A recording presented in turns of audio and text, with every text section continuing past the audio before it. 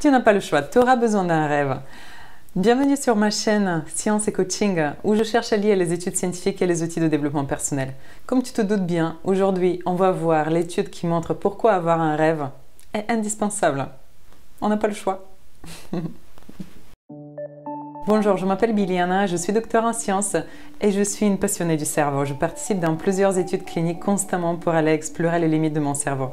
Avant de vous partager ce que j'ai préparé pour vous aujourd'hui, je tenais à vous remercier, à vous tous qui regardez mes vidéos, qui mettez des commentaires, qui mettez des likes. Vous me donnez énormément d'énergie et de motivation à continuer à vous faire ces vidéos et je vous remercie de tout mon cœur. Dans ma passion d'étudier le cerveau, très souvent je tombe sur des choses incroyables dans les études scientifiques ou dans les essais dans lesquels je participe qui montrent des paradoxes qui existent à l'intérieur de nous. Plus je fouille à l'intérieur de moi, plus je vois à quel point c'est complexe. On est des machines super sophistiquées. Et toute chose qui existe en nous, il y a son opposé qui existe et la complexité d'un être humain vient de notre capacité de pouvoir maîtriser ses opposés. La semaine dernière, je vous ai déjà parlé de ce paradoxe qui était basé sur l'empathie et notre capacité d'affronter le regard de l'autre. Si vous n'avez pas vu la vidéo, je vous invite vraiment d'aller la voir. J'ai été surprise par cette découverte et il y a beaucoup de gens qui m'ont donné des retours par rapport à cette découverte qui les a touchés, qui leur a permis de mieux se comprendre. Je vous invite d'aller la voir. Cette semaine, on dévoile un autre paradoxe. Je ne m'attendais pas à celui-ci.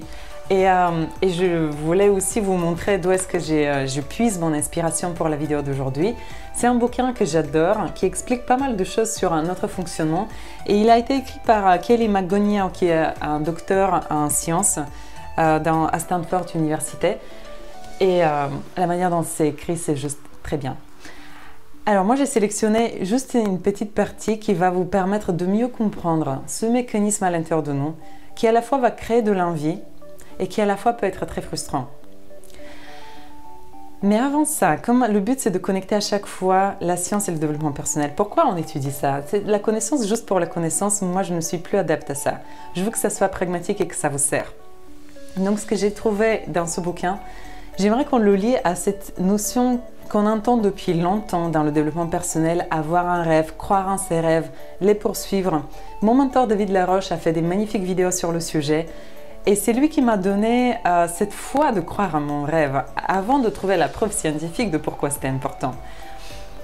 Mais j'ai mis du temps parce que développer la foi en quelque chose, quand on n'a pas les preuves palpables de pourquoi le faire, on doute toujours. Donc moi, j'ai dû douter facilement 1 an et demi, 2 ans avant de pleinement m'incarner cette foi, de me dire « Vas-y, autorise-toi à croire dans ton rêve. » Même si parfois ça paraît fou, même s'il y a peu de gens autour de toi qui croient dans leur rêve, toi tu peux le faire. J'ai mis beaucoup de temps.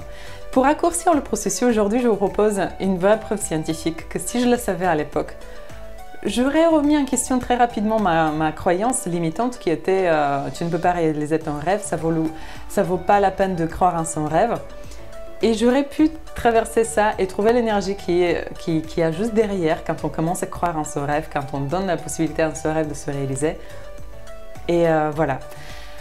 David Laroche m'a aidé de construire cette foi et je le remercie profondément. Très souvent, il nous dit le but d'un rêve, ce n'est pas de le réaliser. Le but d'un rêve, c'est de nous donner l'énergie dont on a besoin pour avancer tous les jours. Maintenant, voyons comment la science nous aide à mieux comprendre notre cognition et ce fonctionnement avec rêve ou pas rêve. Dois-je rêver ou pas? Si aujourd'hui tu doutes si tu dois rêver ou pas, cette vidéo elle est faite pour toi. Et si en plus de ça, tu étais comme moi, avec une vision très pragmatique du monde, très structurée scientifiquement et méthodologique, cette vidéo elle est faite pour toi. Le secret de l'importance du rêve en termes cognitifs repose sur notre système de récompense. À l'intérieur de chacun de nous, il y a un système de récompense qui est réglé avec une molécule qui s'appelle la dopamine. La dopamine, on a tendance à l'appeler la molécule du bonheur. Lorsqu'on a de la dopamine dans le corps, on se sent éveillé, on est captivé, on est attentif, on est engagé, on est enthousiaste. Bref, on est dans un état interne de joie qui nous permet de pleinement profiter de notre quotidien. Donc quelque part, un être humain qui vit bien sa journée, c'est un être humain qui est constamment en train de se connecter à cet état interne. Ça ne veut pas dire qu'on sera tout au long de la journée, je ne vais pas exagérer les choses, mais par contre, on aura une tendance naturelle constamment à aller chercher cet état d'engagement, juste un état, une forme de présence concentrée qui nous permettra de vivre les choses de manière plus intense. À l'opposé, bien sûr, vous pouvez imaginer la personne qui ne produit pas assez de dopamine. Ce serait la personne qui aura pour le temps un profil apathique, où les choses ne la stimulent pas assez, où les choses passent à côté d'elle, mais elle n'est pas assez engagée, elle ne le ressent pas assez. Maintenant, notre but, c'est de comprendre comment faire pour produire plus de dopamine plus longtemps. Mais voyons déjà comment ça se passe de base. De base, quand je vois quelque chose que j'ai envie de gagner, quelque chose que j'ai envie d'obtenir, donc une promesse de récompense dans le futur, mon cerveau va se mettre à produire de la dopamine. Et cette dopamine va me mettre dans l'état que je viens de décrire, qui est un état d'engagement, d'éveil, un état dans lequel je suis intéressée par ce qui se passe autour de moi parce que j'ai un vrai intérêt dans le futur et je poursuis un objectif dans le futur. Cette promesse de récompense met en route toute la machinerie de production de dopamine. Tant que je vois quelque chose devant moi qui me donne envie de l'atteindre et que je continue à le poursuivre, je vais être dans cet état de production de dopamine constante. Là où je voulais attirer votre attention, et ce qui va confirmer pourquoi je vous ai dit mon message au début de la vidéo. C'est une étude clinique qui a été réalisée en 2001 à l'université de Stanford.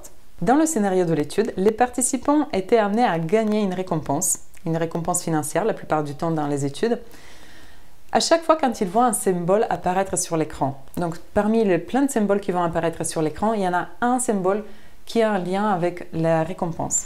Et ce qu'on voit dans cette étude, c'est que les participants, à chaque fois quand ils guettaient l'apparition de ce symbole sur l'écran, ils étaient en train de produire de la dopamine.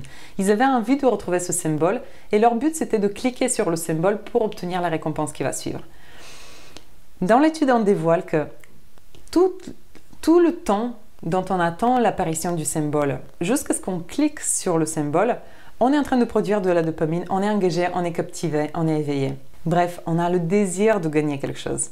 Par contre, une fois la récompense obtenue, il n'y a plus rien qui se passe dans notre tête. C'est-à-dire que la production de dopamine baisse et cet état d'éveil arrête. Vous voyez comment c'est à l'intérieur de nos têtes? C'est la promesse d'obtenir quelque chose qui nous fait nous sentir bien et pas l'obtention de cette chose elle-même. Donc le rôle de la dopamine est là pour nous pousser à l'action, pour nous pousser à poursuivre, à mettre en place des choses pour poursuivre quelque chose qui nous donne envie. C'est une stratégie de notre cerveau qui a voulu s'assurer qu'on sera constamment en mouvement, qu'on ne va jamais s'arrêter. Parce qu'imaginez que le cerveau était réglé différemment et que à chaque fois quand on atteint un objectif, on peut se poser et se dire bon, voilà, ma vie elle est pliée, c'est bon, terminé. C'est pas le but. Le but de notre cerveau, c'est qu'on soit constamment dans une forme de désir constant de découvrir des choses, d'explorer, de faire des choses. Et donc, il s'est arrangé pour que chimiquement, on est programmé à poursuivre des choses et à chaque fois quand on les a atteints, ça s'arrête et on a besoin de mettre en place d'autres choses. Parce qu'au final, le bonheur, c'est quoi? Et là, je vais vous sortir la définition que j'ai trouvée dans une vidéo passionnante sur la chaîne et tout le monde s'en fout, qui disait que constamment, on va chercher de la joie. La joie, c'est juste une émotion et c'est notre capacité de faire durer cette émotion dans le temps qui va créer notre bonheur. Le bonheur, c'est le sentiment qu'on va éprouver sur un long terme de joie.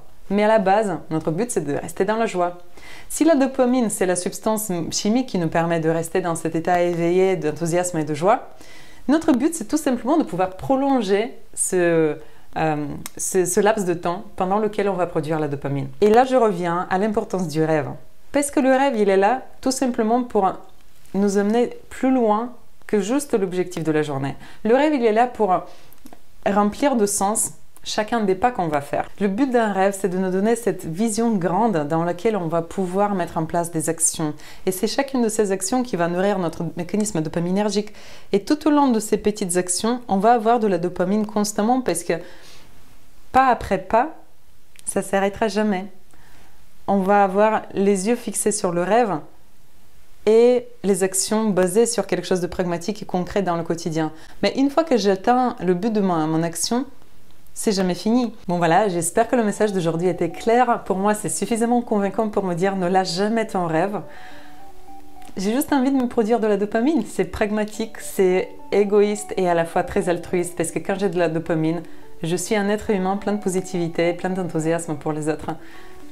Et j'ai envie d'être cet être humain-là. C'est pour ça que je le fais. Si ça vous a plu et si vous trouvez ça intéressant, partagez la vidéo autour de vous. J'aimerais qu'on crée de plus en plus d'êtres humains qui se dopent à la dopamine naturellement. Naturellement, je le souligne.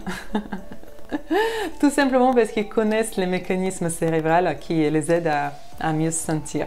pour qu'on puisse tous profiter de cette vie de la meilleure manière qu'on peut. Je vous souhaite de passer une excellente journée. On se retrouve samedi prochain avec d'autres paradoxes de notre cerveau et quelques outils de développement personnel qui vous permettront d'aller encore plus loin, de regarder plus grand et de vous donner plus de possibilités. Bonne journée à vous et à bientôt.